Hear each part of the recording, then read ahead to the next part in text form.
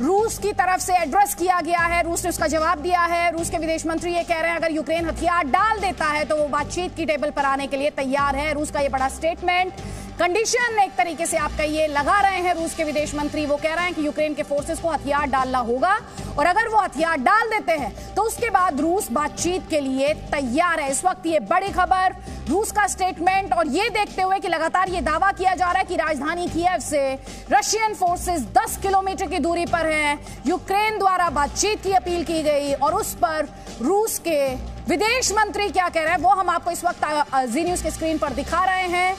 रूस कह रहा है अगर यूक्रेनियन फोर्सेस हथियार डाल देते हैं तो रूस बात करने के लिए तैयार है।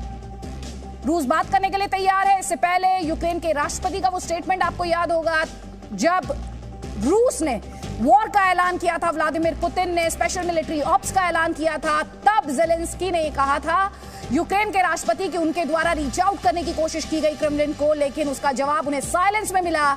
लेकिन आज रूस के विदेश मंत्री जब इस तरह के दावे किए जा रहे हैं कि रशियन फोर्सेस 10 किलोमीटर दूर है राजधानी कीव से, कह रहे हैं कि अगर यूक्रेन के फोर्सेस हथियार डाल दे तो रूस बातचीत के टेबल पर आने के लिए तैयार है। रूस के विदेश मंत्री का ये बड़ा स्टेटमेंट इस वक्त हम आपको जी न्यूज पर दिखा रहे हैं। तो लगातार वो तस्वीरें भी आपको दिखा रहे हैं जिसमें आप एक्सप्लोजन देख सकते हैं, धुएं का गुब्बार देख सकते हैं, आग के गोले देख सकते हैं, मिलिट्री स्ट्राइक्स देख सकते हैं।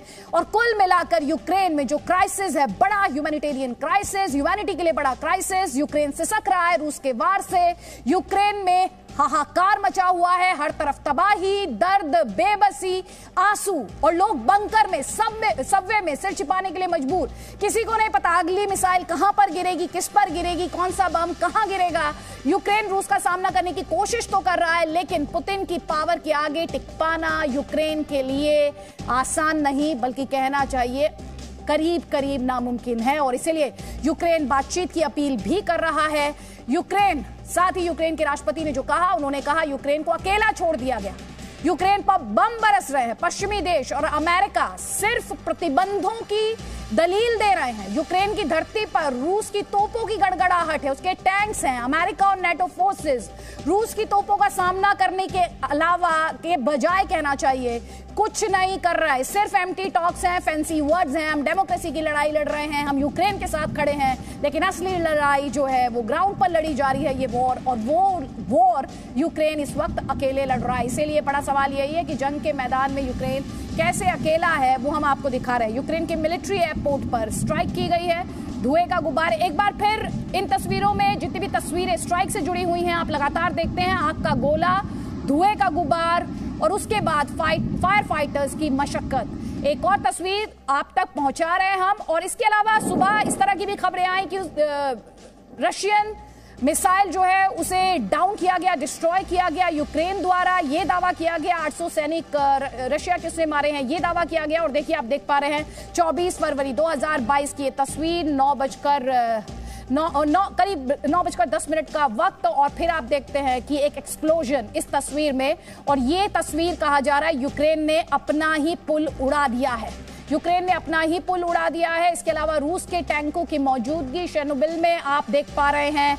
इसके अलावा जो प्लांट है वहां पर, उस पर कब्जे की खबर आई, और अलग अलग शहरों में रशियन फोर्सेस के दाखिल हो जाने की खबर यूक्रेन के लगातार आ रही है। लेकिन इस बीच जो बड़ी खबर आ रही है वो यही है कि रूस के विदेश मंत्री कह रहे हैं कि रूस बातचीत के टेबल पर आने के लिए तैयार, लेकिन कंडीशन रख रहे हैं कि यूक्रेन के फोर्सेस को हथियार डालने पड़ेंगे। ये वो सीरीज है इस वक्त आपके स्क्रीन पर, करीब 15 सीरीज जो इस वक्त अंडर अटैक हैं, जहां पर रशियन फोर्सेस की मौजूदगी बताई जा रही है, जहां पर एक्सप्लोजन सुने गए हैं, जहां पर सायरन सुने गए हैं। और साथ ही आपको इस वक्त की बड़ी खबर भी हम दिखा रहे हैं कि कैसे रूस बातचीत के टेबल पर आने के लिए तैयार दिखता है, लेकिन ये भी स्पष्ट करते हुए कि पहले यूक्रेन के फोर्सेस को हथियार डालने होंगे। बहुत इमोशनल तस्वीर आ जाए, इस तस्वीर को देखकर शायद ही कोई भावुक ना हो। एक बेटी को दूर भेजने का दर्द क्या होता है और पिता की मजबूरी क्या होती है, वो आप इस तस्वीर में साफ तौर पर देख पा रहे हैं। एक पिता अपनी बेटी से लिपटकर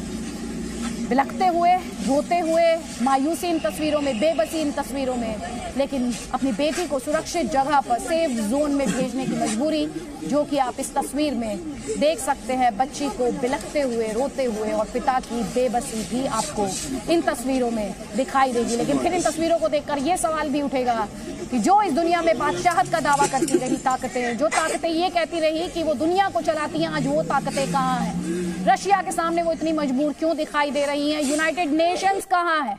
यूनाइटेड नेशंस इस वक्त उसकी रेलेवेंस क्या है? देखिए, ये सबवे और मेट्रो स्टेशन पर किस तरह से रात बिताने के लिए लोग मजबूर हुए हैं, वो तस्वीरें भी हम आपको दिखा रहे हैं। और कई भारतीय छात्रों की बात भी आज हमने आप तक पहुंचाई। कल भी हमने आप तक भारतीय छात्रों के माध्यम से यूक्रेन में जो ग्राउंड रियलिटी है, ग्राउंड पर जो तस्वीरें हैं, वो भी